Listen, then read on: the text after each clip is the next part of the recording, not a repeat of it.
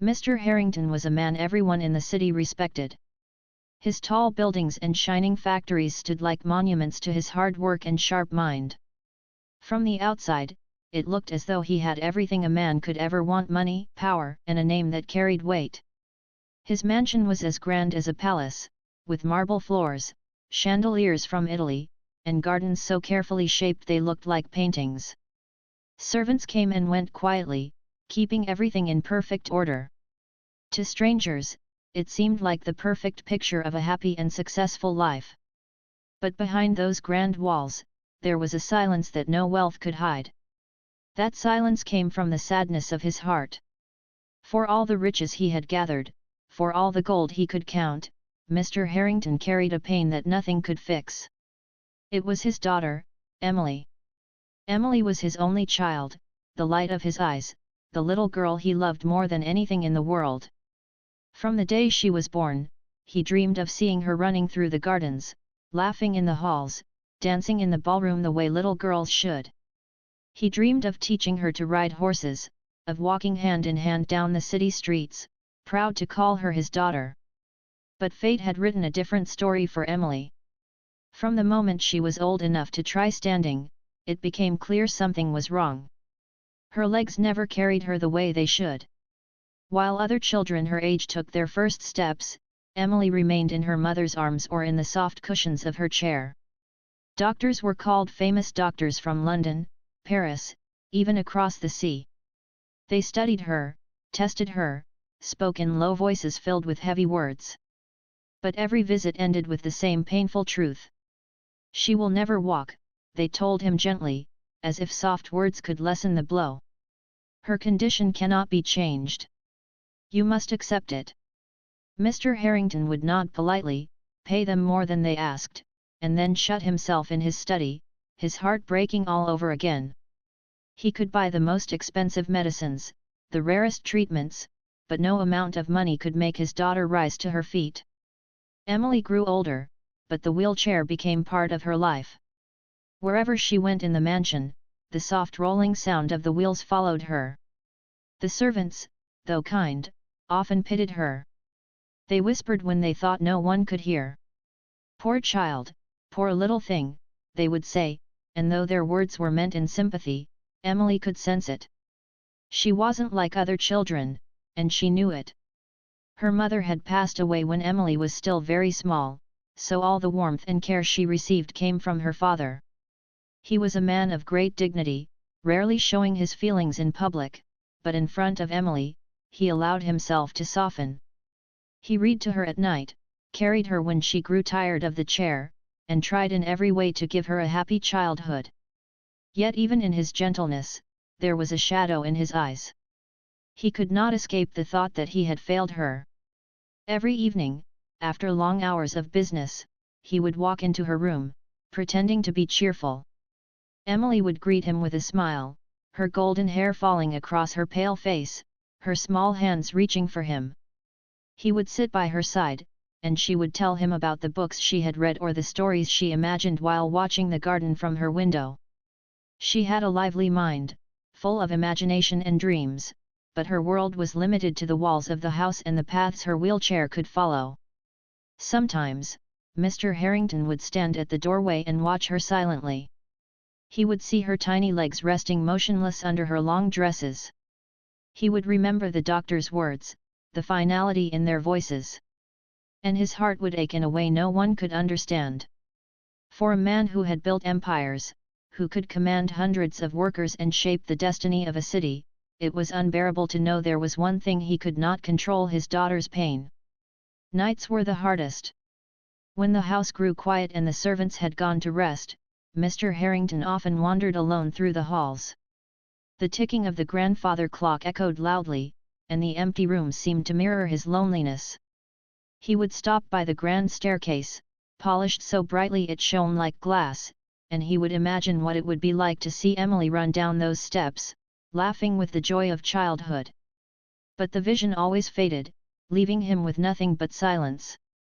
Sometimes he prayed, though he was not a man given to prayer. He would sit by the fireplace, his head bowed, whispering words he never spoke aloud during the day. God, if you are listening, let her walk. Take everything I own if you must, but give her this one gift. Yet morning always came, and nothing changed. Emily would smile as always, but her wheelchair remained by her side. Despite the sorrow, Emily herself rarely complained. She was gentle by nature, kind to everyone around her. She laughed when the servants made mistakes, forgave easily, and loved deeply.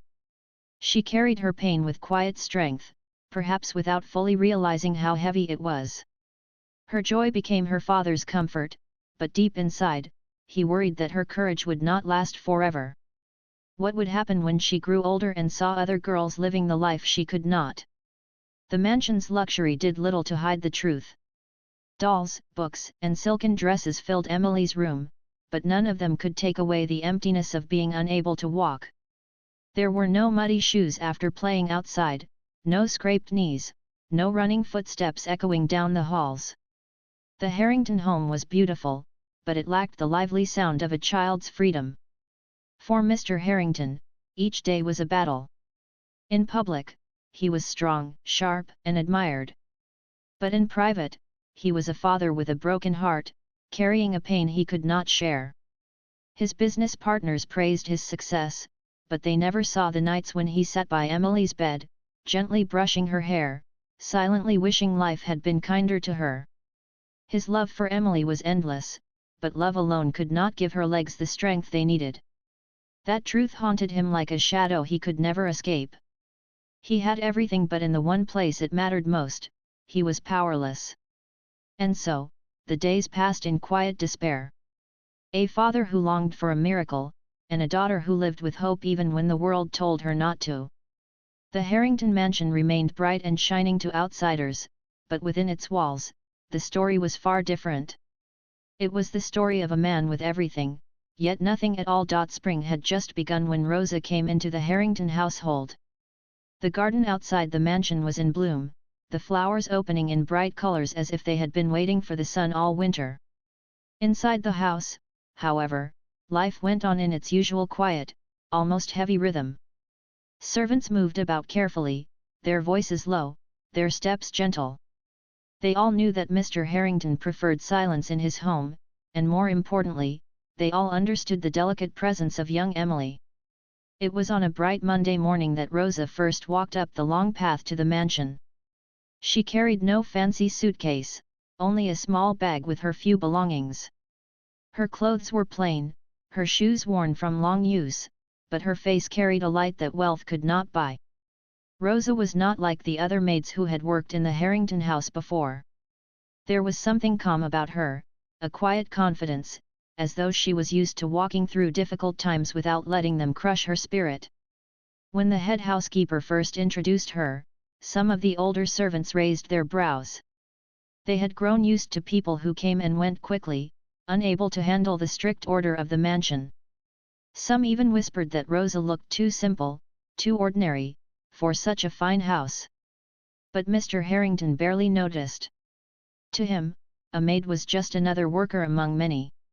As long as she did her duties, he had no reason to pay her any more attention. Emily, however, was different. Children often see things adults overlook, and from the first glance, she noticed something unusual about Rosa. When Rosa walked into her room carrying fresh linens, she did not lower her eyes like the others, nor did she treat Emily with the stiff politeness that reminded her she was different. Instead, Rosa smiled warmly, the kind of smile that felt like sunshine. She said, "Good morning, Miss Emily," in a gentle voice, and for a moment, Emily felt as though she were not just a sick child in a chair, but a girl being greeted like any other. Emily tilted her head curiously. "Are you new?" she asked.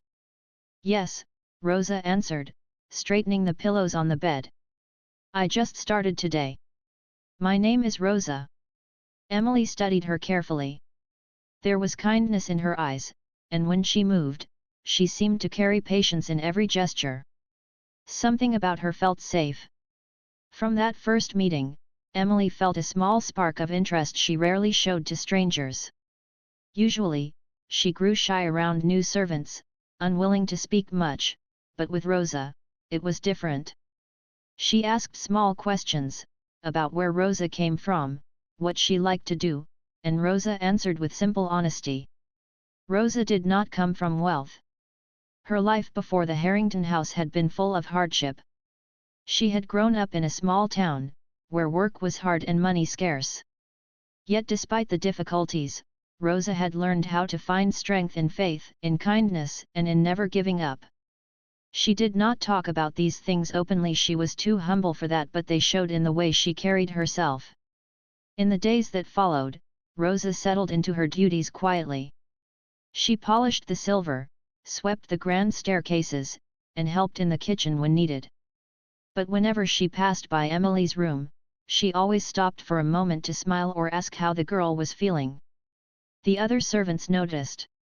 Some shook their heads, whispering that she would get herself in trouble by being too friendly.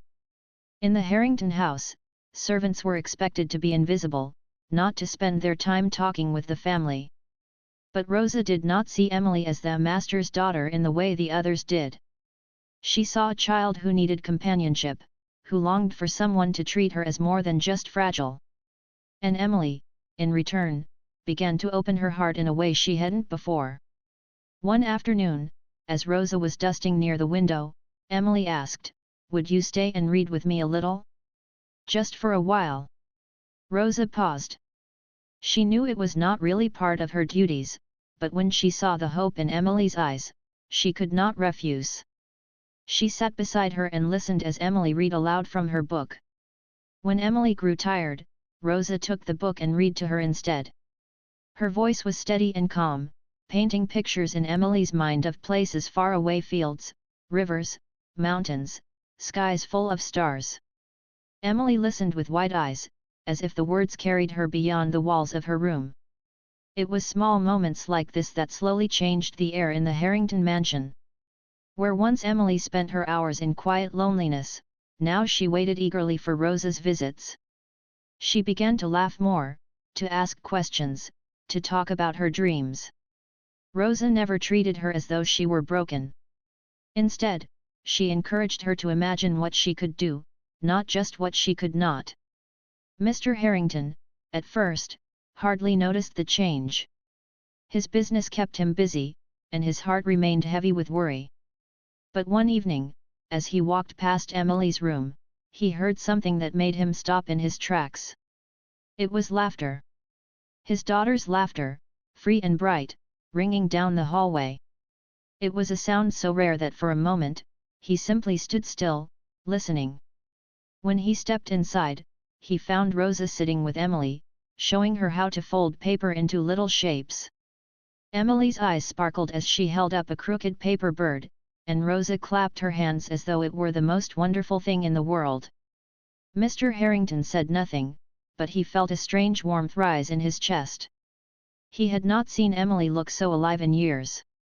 The other servants remained cautious. They warned Rosa quietly that she should be careful, that she should not cross the line between servant and family. But Rosa never argued or complained. She simply continued to do her duties faithfully, and when Emily called for her, she answered with patience and love. In a house full of wealth and strict order, Rosa brought something far more valuable: humanity. She brought the kind of presence that cannot be bought with gold. For Emily, Rosa became more than a maid, she became a friend. And slowly, without realizing it, Rosa began to change the rhythm of the household itself. What no one knew, not even Rosa herself, was how deeply her presence would affect the Harrington family. She had come only to earn a living, to work quietly and send a little money back to her loved ones. But fate had placed her in this mansion for a reason far greater than cleaning rooms or polishing silver. Rosa had unknowingly stepped into the center of a silent battle, a father's despair and a daughter's unspoken hope. And little by little, she was about to turn both of their lives in a direction no one had ever thought possible. From the first days of Rosa's arrival, Emily felt a new energy in her life. What made Rosa different was not just her smile or her gentle voice, but the way she looked at Emily. Others always saw a fragile girl in a wheelchair, someone to be pitied or protected. But Rosa's eyes carried no pity. She saw Emily as a young girl with possibilities, someone who could still grow, still discover, still learn. That simple difference changed everything. Every morning, Rosa would come into Emily's room to open the curtains. Sunlight poured into the space, filling it with warmth. Most servants did this silently, but Rosa always spoke. "Good morning, sunshine," she would say, as though Emily herself was the reason the day was bright. Emily would laugh softly, feeling special in a way she hadn't felt before. At first, Rosa's care was simple, helping Emily choose a dress, brushing her hair, reading with her when she felt tired. But slowly, Rosa began to add small, thoughtful changes to their time together. She would encourage Emily to stretch her arms, to lift her legs gently while she sat in the chair. "Try, just a little," Rosa would say with patience. "Don't think about what you can't do. Just try what you can." Emily would hesitate, looking down at her thin legs. "But nothing ever works," she whispered one morning. Rosa knelt beside her, her eyes warm but steady. "Nothing works if you stop trying.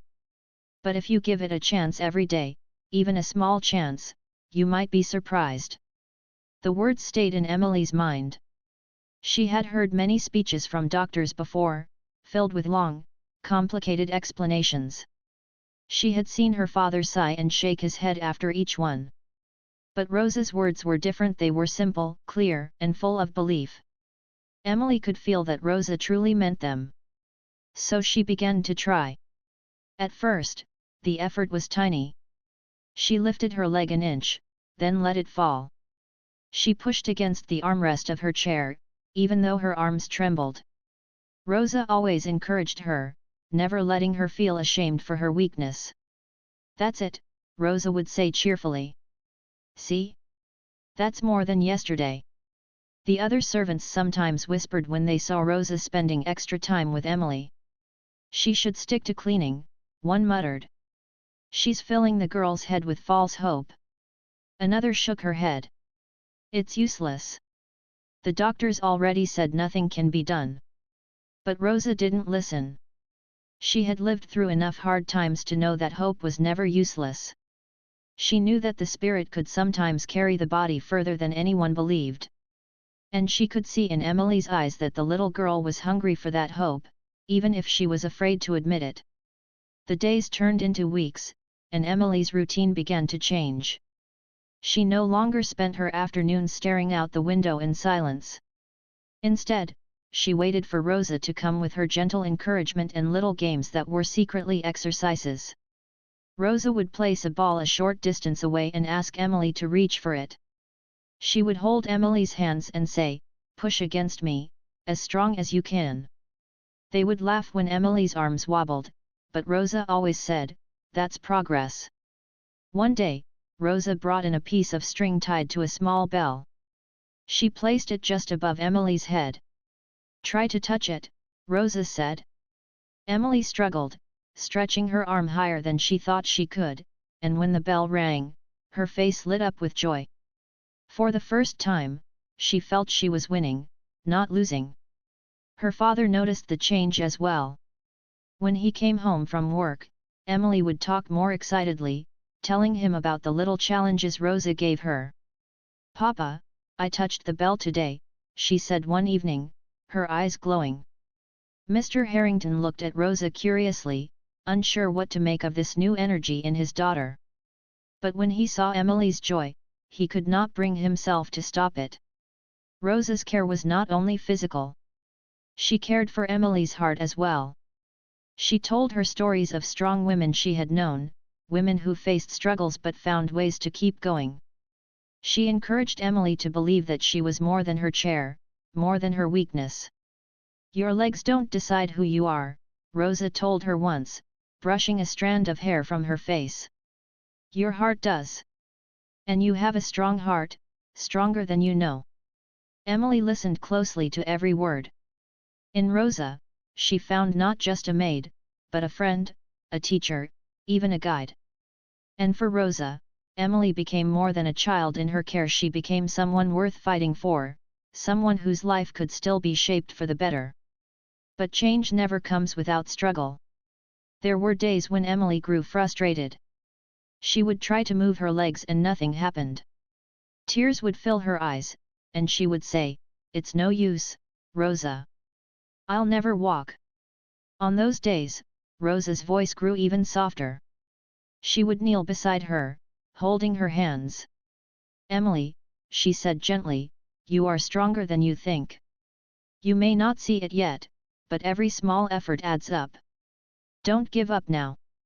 One day, you will surprise even yourself." And somehow, Emily believed her. The faith in Rosa's voice carried her through the moments of weakness. In the evenings, when the mansion grew quiet, Rosa often stayed a little longer by Emily's side. She would hum soft tunes from her childhood, songs filled with warmth. Emily would rest her head against the pillow, listening, comforted by the sense that she was no longer alone in her struggle. Even Mr. Harrington, though proud and often reserved, could not deny the change in his daughter. He noticed her laughter returning, her eyes shining brighter, her spirit lighter. Though he did not fully understand Rosa's methods, he began to see something he had long thought impossible: hope returning to his daughter's life. The Harrington mansion, once silent and heavy with despair, slowly began to echo with something new. It was not yet the sound of running footsteps or dancing shoes, but it was the sound of hope growing, step by step, day by day. Rosa had brought into the house what no doctor, no medicine, no wealth could ever provide: a belief in possibility. And though no one yet knew how far it would lead, one thing was certain: Emily's life was no longer defined by what she could not do. With Rosa by her side, her story was only just beginning to change. The day of the storm began like any other. The morning was warm, the sky bright with sunlight, and Emily had spent hours playing little games with Rosa in her room. They had laughed as Rosa taught her how to fold more paper birds, and Emily had tried to make hers fly across the table by blowing gently. Rosa clapped her hands when one of them fluttered to the floor, and Emily's smile shone so brightly it lit up the whole room. By afternoon, though, the air had changed. Dark clouds gathered over the estate, heavy and threatening. The servants hurried to close the windows, their voices hushed. A storm was coming. Inside her room, Emily felt the first rumble of thunder roll through the sky. She froze, her hands gripping the arms of her chair. Ever since she was little, storms had frightened her. The sudden flashes of lightning, the crashing thunder, the shaking of the windows, it all filled her with a fear she could not explain. Her mother used to hold her close during storms, but after her mother's passing, Emily had learned to face them mostly alone. Still, the fear remained, strong and deep. As the thunder grew louder, Emily's breaths came faster. She looked toward the window where the rain began to fall in heavy sheets, blurring the garden into a grey haze. Her small voice trembled. "Rosa, it's too loud." Rosa came to her side at once, kneeling down so their eyes met. "It's only the sky talking," she said calmly. "The thunder can't hurt you, Emily." But Emily shook her head, her eyes wide with fear.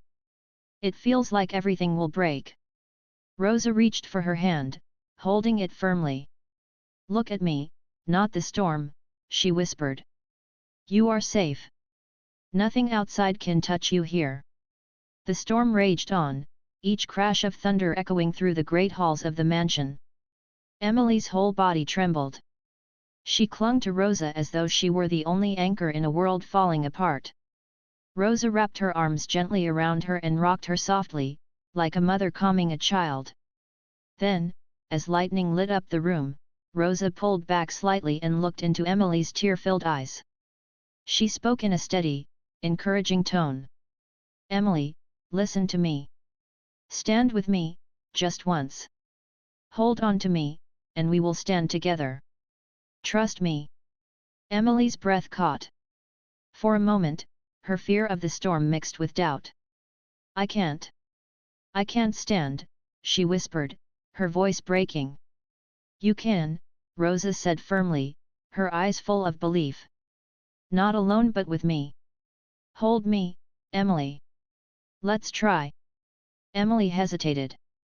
Her whole life, doctors had said it was impossible. Her father had carried her, the servants had wheeled her, but she had never stood on her own. The thought terrified her almost as much as the storm. But Rosa's voice, steady and kind, reached into her heart. There was no pity in her tone, only faith. With trembling hands, Emily clutched Rosa's arms. Her legs felt heavy, unresponsive, but Rosa guided her gently. "Push with me," Rosa said softly. "Just a little. Trust yourself." Emily squeezed her eyes shut. She took a shaky breath and pressed down with her weak legs while Rosa steadied her. For a long moment, nothing happened. Then, slowly, her body lifted. Her knees wobbled, her arms shook, but she was rising. Her eyes flew open in shock as she realized she was no longer sitting. She was standing, leaning heavily against Rosa, but standing nonetheless. A cry of wonder escaped her lips. "I'm up," she gasped, tears spilling down her cheeks. "Yes," Rosa said, her own voice full of quiet triumph. "You are standing, Emily. You are stronger than you believed." The thunder roared again outside, but Emily barely noticed now. Her fear of the storm was gone, replaced by the breathtaking realization of what she had just done. For the first time in her life, she was on her feet. Her heart pounded wildly, not from fear, but from joy. At that very moment, Mr. Harrington stood silently at the doorway. He had come to check on his daughter when he heard the storm, but what he saw stopped him cold. There, before his eyes, was the sight he had dreamed of for years but never believed he would witness: his little girl, standing upright, clinging to Rosa, her face shining with tears of triumph. His breath caught in his throat. He wanted to rush forward, to hold her, but he did not dare disturb the fragile miracle unfolding before him. His eyes filled with tears, something rare for a man so used to hiding his emotions. He pressed a hand to the doorframe to steady himself, unable to believe what he was seeing. Emily, still clinging to Rosa, looked toward the doorway and saw her father. Her lips trembled as she whispered, "Papa. I'm standing." For a long moment, Mr. Harrington could not speak. His heart felt too full, his voice caught by emotion. Finally, he managed a hoarse whisper. "Yes, my darling, you are." The three of them stood there in silence, the storm raging outside, but inside, a greater power filled the room: hope. Emily leaned against Rosa, her body weak but her spirit soaring. Rosa held her firmly, her face glowing with quiet pride. And Mr. Harrington, the man who had thought he could buy everything but a miracle, realized he was witnessing one right before his eyes.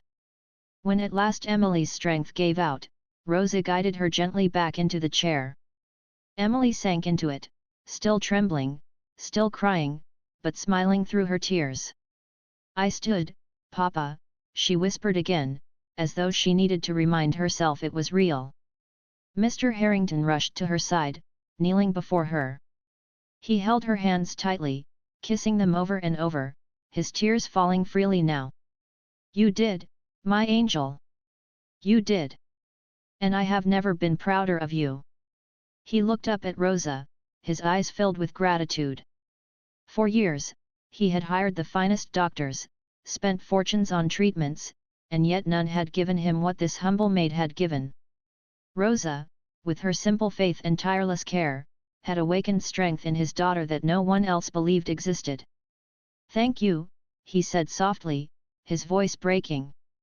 "You have given me back more than I can ever repay." Rosa lowered her head humbly. "It was Emily," she said gently. "She had the strength all along. I only helped her see it." The storm outside began to fade, the thunder rolling away into the distance. But inside the Harrington mansion, a different kind of storm had passed.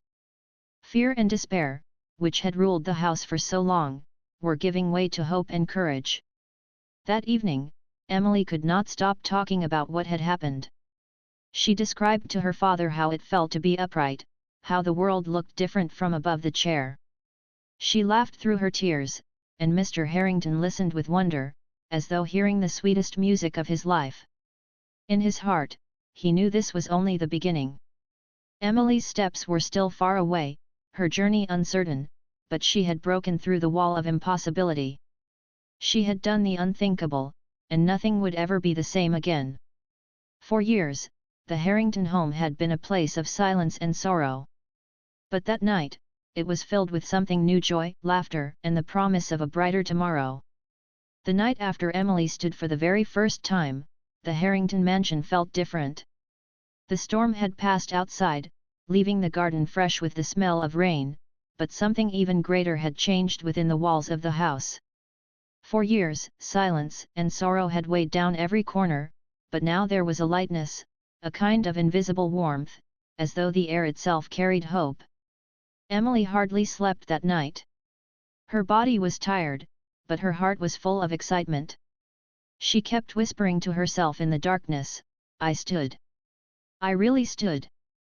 She replayed the moment over and over again in her mind: the way Rosa held her, the trembling of her legs, her father's face at the doorway. Each time she thought of it, she smiled through tears. For the first time in her life, she felt like her dreams were not impossible. Mr. Harrington did not sleep either. He spent long hours pacing in his study, his heart overflowing with emotions he had never known before. He thought of all the years he had lived with despair, all the money he had spent searching for cures, and how none of it had given him what Rosa had brought in such a simple, human way. He thought of Emily's face, shining with joy, and he realized that wealth was useless without hope. That night, he whispered a prayer of gratitude, not for riches, not for success, but for the miracle he had witnessed through the hands of a humble maid. In the days that followed, the household began to notice the change. Emily, who once spent long afternoons staring out of her window, now greeted each morning with eagerness. She asked Rosa to help her try again, to guide her hands, to challenge her in small ways. Where before there had been hesitation, now there was determination. Emily's spirit had been awakened. Every day, Rosa worked with her patiently. Sometimes Emily managed to lift herself higher, sometimes she struggled and felt tears of frustration, but Rosa never let her give up. One step at a time, she would say softly. "Strength grows like a seed: you water it each day, and one day it becomes a tree." Emily believed her. Each attempt was difficult, but the memory of that first moment of standing gave her courage. Slowly, she began to dream of more.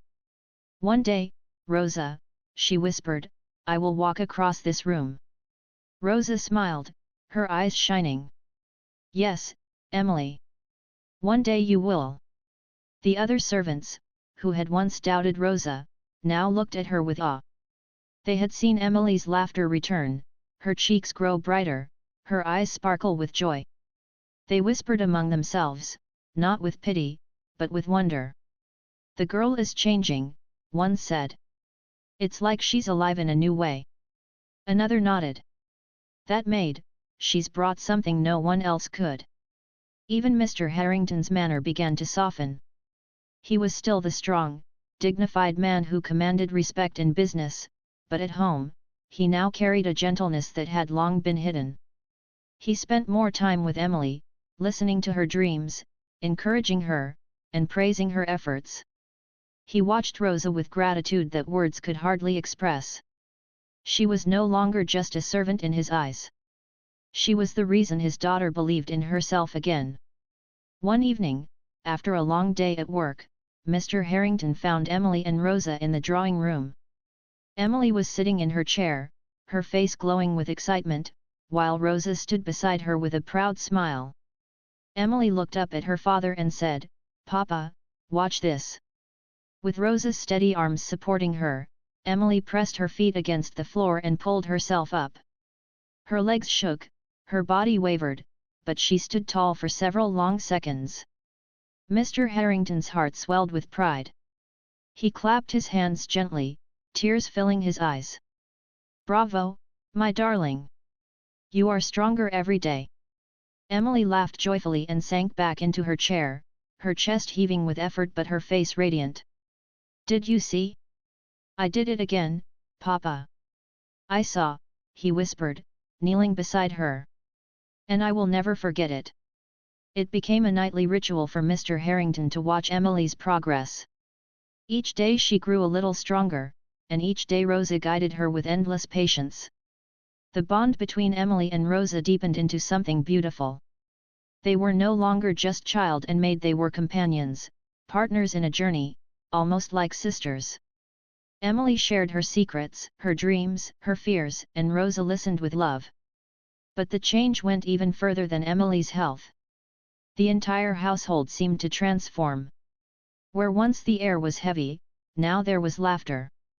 Servants found themselves smiling more, inspired by the courage of the little girl and the humble maid who believed in her. The grand mansion, which had once felt cold despite its beauty, now felt alive. Mr. Harrington noticed this too. One afternoon, he stood in the garden watching the staff go about their work. He realized that Rosa had not only changed Emily, but she had also changed the spirit of the whole house. She had brought something priceless: human warmth, faith, and love. One evening, after dinner, Mr. Harrington called Rosa to his study. She entered respectfully, her hands folded, unsure of why he had summoned her. He looked at her for a long moment, his eyes filled with emotion. "Rosa," he began slowly, "you have done something no one else in this world could do. You gave my daughter hope. You gave her courage. And you gave me back my faith as a father. For that, I owe you more than I can ever repay." Rosa lowered her gaze humbly. "I only did what my heart told me to do, sir. Emily is the one with the true strength." Mr. Harrington shook his head gently. "Perhaps. But without you, she would never have found it." His voice grew softer. "You are not just a maid in this house anymore, Rosa. You are family." Tears filled Rosa's eyes at his words. She had come to the mansion with nothing but a small bag and the hope of earning a living. Never had she imagined that she would be embraced as part of the family she served. She bowed her head gratefully, her heart full. As the months passed, Emily continued to grow stronger. Each small victory built upon the last. She stood longer, leaned less, and even managed a step or two with Rosa's steady hands guiding her. Each milestone was celebrated, not with loudness, but with quiet joy that filled every heart in the household. Mr. Harrington's pride in his daughter grew deeper with each passing day. But more than pride, he felt peace. For the first time in years, he no longer feared the future. He knew that Emily's journey would be difficult, but she was not alone. She had Rosa, she had her father, and she had her own unshakable courage. The Harrington mansion was never the same again. Its marble floors and grand staircases no longer echoed with emptiness. Instead, they carried the sound of Emily's laughter, the quiet encouragement of Rosa's voice, and the proud footsteps of a father who had found new meaning in his life. To outsiders, Mr. Harrington was still the wealthy industrialist, the powerful man of the city. But within the walls of his home, he was simply a father, blessed with a miracle. And at the heart of that miracle was a humble maid who had brought hope where none remained. Emily's story was far from over, but one thing was certain: she was no longer the girl who had never walked. She was the girl who had stood, who had fought, who had believed. And with Rosa by her side, she would continue to rise, step by step, into a brighter tomorrow.